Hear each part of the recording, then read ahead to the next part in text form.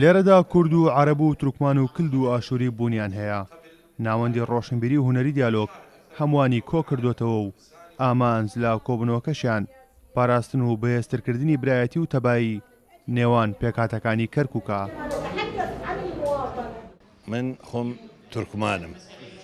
تورکمانم بە کوردیش قساکەم بە عەرەبیش قساکەم و تۆزێ مەسیحیش ئاثوریش تێگەم بەس ناتوان بەس لەبەر ئەوەی خەڵک کەرکووک دائیمەن ئەگەر کورد بێ من ئایلەکەم کوردە هەمەوەندە خۆم خەڵک کەرکووک تورکمانم ئێمە خەڵک کەرکووک هەمووی ئێمە بۆکو برابووین ئینمان تایە لەناو خۆمان هەر لەناو عەشیرەتەکەمان شیعی تا سنەی تا کوردی تا تورکمانی تا لەبەر ئەوەی خەڵک کەرکووک وەکو هەمووی ڕێگیان لەناو یەکتریە بوو چۆتە ناو یەکتریەوە بۆ خەڵکی کەرکووک هەر لە وەڵۆ تورکمانیە زانێ عەرەبیە زانێ کوردیە زانێ حتى ئەگەر لە عەرەفە دابنشا و لە ئەڵماس دابنشا زمانی ئاثوریشە زانێ ئەرمەنیشە زانێ.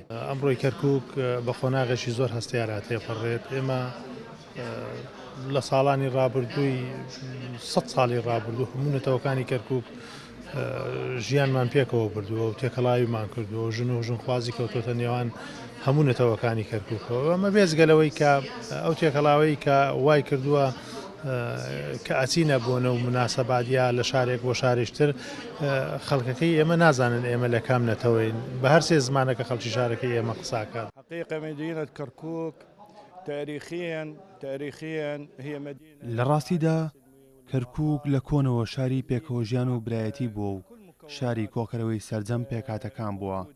ئەم برایەتی و تەباییەش لەسەر ئەساسی خۆشەویستی نەتەوەکان بۆ شارەکەیان بنیاد نراوە و هیچ کەسێک ناتوانێت ئەم تەبای و برایەتیەش تێک بدات. ڕووداوەکانی دوای 16 مانگیش هیچ کاریگەریەکی لەسەر ژیانی ئاشتیانی کەرکووک نابێت. ئێمە چۆن لە کۆنەوە برایانە ژیاوین هەروە دەمێنینەوە. احنا لهذا نأكد ونقول لابد من الحوار والحوار والحوار. تأكيد دەکەینەوە دەڵێن گفتوگۆ و دانیشتن و ڕێکەوتنی هەمووان لە بەرژەوەندی گشتیدایە نابێ بەرژەوەندی لایەنێک لەسەر حسابی لایەنێکی تر بێت.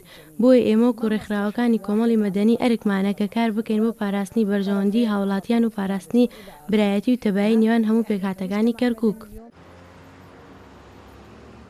کەرکووک بە شاری ئاشتی و برایەتی ناسراوە کە لە کۆنەوە پەیوەندی ژن و ژنخوازی لە نێوان پێکهاتەکاندا هەبووە و هەر ئەم برایەتیە بەهێزەش بووای کرد لە سەرجەم قۆناغە سەختەکانی ڕابردوودا ئاشتی و برایەتی لە کەرکووکدا بەرقەرار بێت. کارۆن محەممەد، کورد ساد نیوز، کەرکووک.